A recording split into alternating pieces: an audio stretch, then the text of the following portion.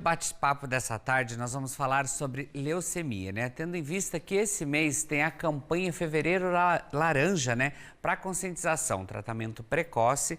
E quem vai conversar com a gente vai ser a Núbia. A Núbia está com a nutricionista Raquel, que vai passar para a gente algumas explicações. É isso mesmo, Núbia?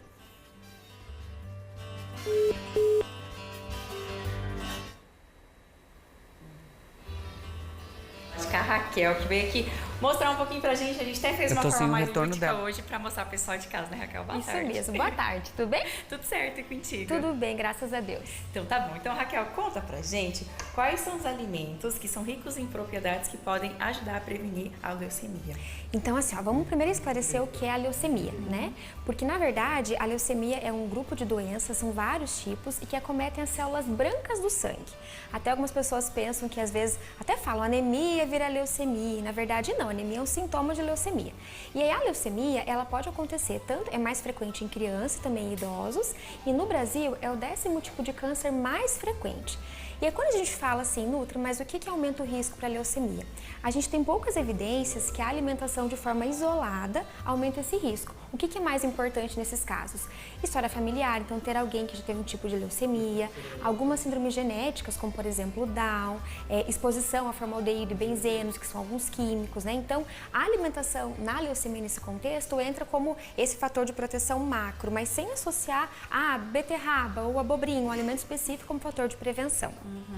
É importante a gente falar também, né, Raquel, porque assim, as pessoas, às vezes, que nem você falou, ficam muito com receio sobre a anemia e em relação à leucemia, então não tem relação. Não tem. Quando a gente fala de anemia é uma doença que acontece nas células vermelhas do sangue e a leucemia nas células brancas, então são células muito diferentes.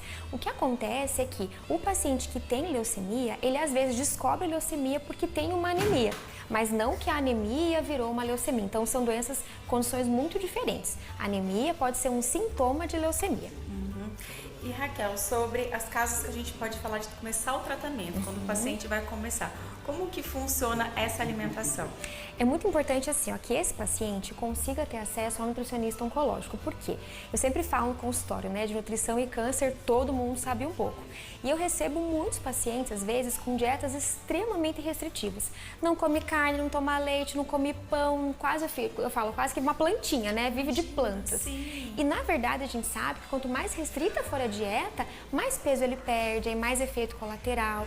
Então, via de regra, a alimentação para quem está em tratamento vai priorizar alimentos in natura, frescos, evitar o consumo de processados, industrializados. Veja que eu falei evitar. Não quer dizer que, eventualmente não vai comer lá um sorvete, por exemplo, né? Mas na rotina ele vai evitar.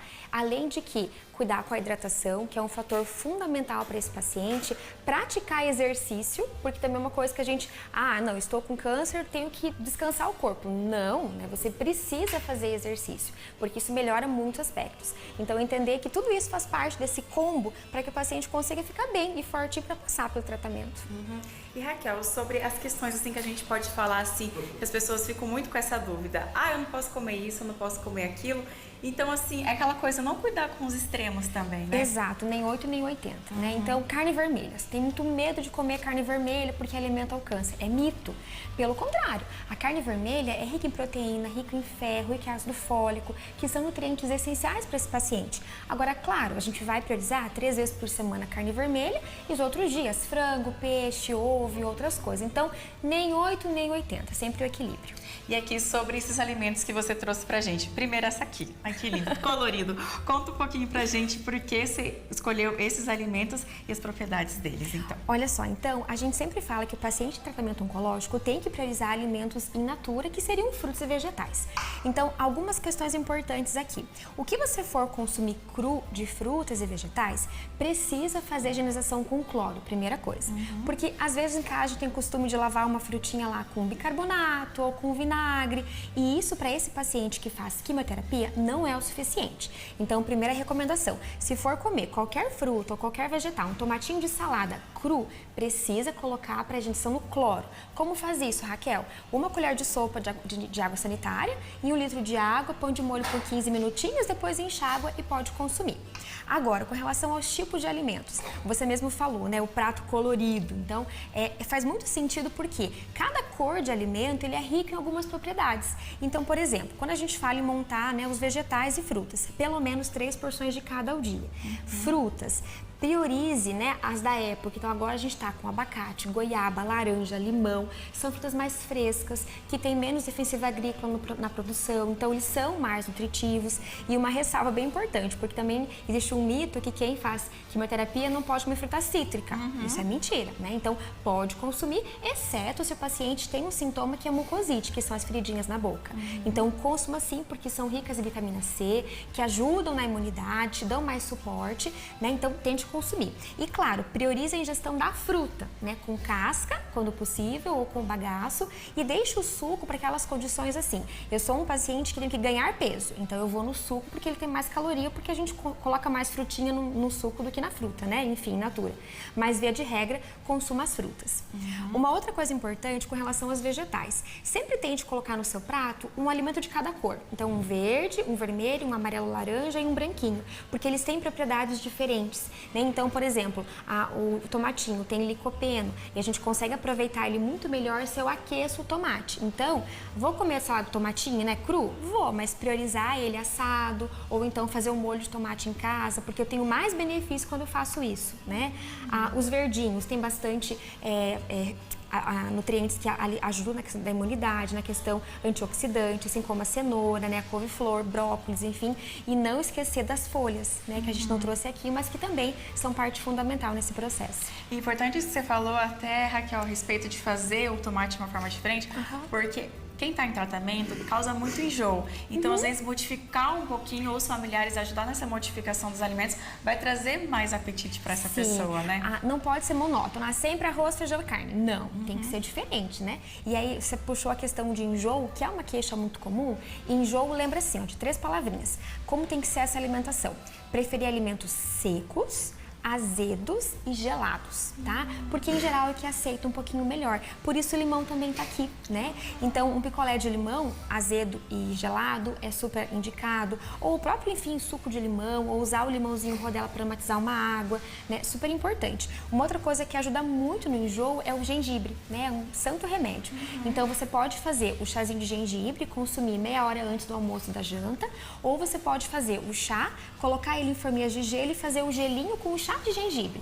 E aí você usa esse gelinho para aromatizar uma água, um suco, né, e consumir ao longo do dia, porque também ajuda muito no enjoo desse paciente. Aqui no caso, quando você estava falando, Raquel, eu comecei a pensar o seguinte, no caso da cenoura, depois de cozer certinho, como você falou que tem essas indicações, colocar na geladeira e a pessoa comer geladinha também. Sim, pode ajudar? Pode sim. E cenoura, assim, ó, lembrar, a gente pode fazer um dia ralada, né? Nisso que você falou de mudar essa cara. Um dia faz cozida, um dia você corta em palitinho, um dia você assa com um pouquinho de azeite, um dia você faz um soufflé de chuchu. Então você tem cenoura, mas em diferentes apresentações, porque senão enjoa. Se a gente, né, enfim, que tem uma boa saúde, já enjoa de comer sempre a mesma coisa, o paciente de tratamento enjoa mais ainda. Então, né, buscar essas ideias, enfim, para colocar sempre o alimento, mas de formas diferentes. E aqui no caso da abobrinha, né? Pode fazer também lasanha de abobrinha. O espaguete, né? Também a gente corta bem fininho. Você, ao invés de fazer um macarrão, você faz o macarrão de abobrinha. Tem muitas receitinhas de bolo que a gente faz com abobrinha de base, sabe? Então, dá super para variar. Assada, grelhada, cozida, refogada, né? Como você preferir. E no caso da couve também pode fazer aqueles creminhos, Raquel? Pode. Inclusive, é uma ideia legal porque você aumenta o valor calórico, né? Porque nos creminhos, o que geralmente vai? Um leite, um ovo, um queijo, um amido, pra gente fazer gratinado, por exemplo, né? Então, só a couve-flor, ok, mas com o creminho, para aquele paciente que come pouco ou tem que ganhar mais peso, é uma ótima estratégia. Assim como, por exemplo, a gente falou de cenoura, é muito legal pensar em molhinhos à base de iogurte. Então, iogurte, mel, um pouquinho de sal, iogurte, limão, né? Um pouquinho de sal, e aí você pode fatiar os legumes, como a abobrinha e a cenoura, e ao invés de comer só ele, você molha no molhinho de iogurte. E é mais uma forma de acrescentar valor calórico para aquele paciente que precisa ganhar peso. E para não perder peso também, né, Exatamente, exatamente. E aqui nessa outra parte que você trouxe pra gente, conta um pouquinho, então. Aqui eu quero chamar a atenção para alimentos fontes de fibra, né? Fibras a gente tem uma diversidade de alimentos que são importantes para várias questões. E aqui eu trouxe 3 que eu gosto muito, né? Então, primeiro o psyllium. Psyllium é uma fibra natural, é de uma plantinha chamada planta govata, Tem para comprar na farmácia, na forma de remédio, enfim, mas eu falo, o alimento é sempre melhor, né? E ele é super versátil porque não tem gosto de nada. Então, assim, você pode picou lá uma frutinha no café da manhã, coloca um pouquinho, misturar no iogurte, fazer panquequinha de banana, que é super comum, né? Banana, ovo e aveia, coloca um pouquinho de psyllium. E ele é muito legal porque ele ajuda na questão de melhorar o intestino, porque às vezes o paciente em tratamento, ele tem intestino preso, pelo tratamento, que às vezes a quimio pode prender, a imunoterapia, ou ele tem remédio para dor, que pode ressecar um pouquinho esse intestino. Então, o psyllium é muito legal nesse contexto. E tá? bom que ele não tem gosto, então, Não né, tem Raquel? gosto, é super versátil de usar. Você pode colocar em tortas, em cremes, né? Enfim, em cima da comidinha. Então, é super legal de usar. Lembrando que, se a intenção for melhorar a questão intestinal, quando a gente aumenta a fibra, tem que aumentar a água também. Porque senão resseca mais ainda esse paciente. Vai fazer né? o efeito contrário. Faz efeito contrário. Isso é muito comum, porque às vezes ele come fibra e esquece de tomar água. Porque a água também não é fácil tomar desse paciente, né? Então tem que casar bem certinho para não piorar uma queixa que ele tem. A aveia, né, que também é super conhecida, aqui eu trouxe a farinha de aveia integral, mas tem a aveia em flocos finos, flocos mais grossos, independente de qual for a sua opção, para você preparar uma granola salgada, né, para colocar em cima da comidinha, uma granola doce, para fazer um mingauzinho de aveia, para fazer uma crepioca, né, com um pouquinho de aveia também. É legal porque além da questão intestinal, ambos nesse caso podem melhorar a questão de glicose, porque você pode ter um paciente que já é diabético e agora tem um câncer. Ou você pode ter um paciente que nunca foi diabético, mas que agora a glicose, enfim, dá uma bagunçada porque está usando corticoide, por exemplo. Então, é muito legal pensar que esses dois conseguem ajudar também nisso. E o grão de bico, né? Eu gosto muito, porque a gente está muito habituado a comer feijão. O nosso feijão é cultural, né? Todo dia arroz, feijão, arroz, feijão, arroz, feijão. Mas o grão de bico, a lentilha, a ervilha, são leguminosas, né? É tudo parente, então são ricos em proteínas, em fibras. E eu gosto muito do grão de bico porque ele também contém triptofano, que é um aminoácido que melhora a produção de um hormônio que nos dá um bem-estar, né? Então, para esse paciente é muito importante. Além disso, é muito versátil, né? A gente pode cozinhar e comer como uma saladinha. A gente pode cozinhar e assar e fazer tipo um snack crocante. Para esse paciente nauseado, por exemplo, o sequinho vai super bem. A gente pode fazer uma pastinha de grão de bico, consumir com torradas, por exemplo. Então, ele é super versátil, né? Então, de novo, aquela ideia. Você pode ter todo dia na mesa o grão de bico, mas sempre em formatos diferentes. Formas diferentes. E aqui, Raquel, quando você estava falando do psyllium, no caso, me lembrou o seguinte. Por exemplo, a pessoa que está em tratamento pode misturar ele na água e tomar em jejum para tentar ajudar já o intestino? Pode sim. Mas eu não gosto muito dessa ideia de colocar em jejum para o paciente em tratamento, porque ele, por vezes, já nauseia um pouquinho nisso. Então, toma um cafezinho da manhã ou inclui isso no café da manhã, né? Lembrando que depois do café da manhã é o horário que, teoricamente, o nosso intestino funciona melhor por uma questão de reflexo fisiológico.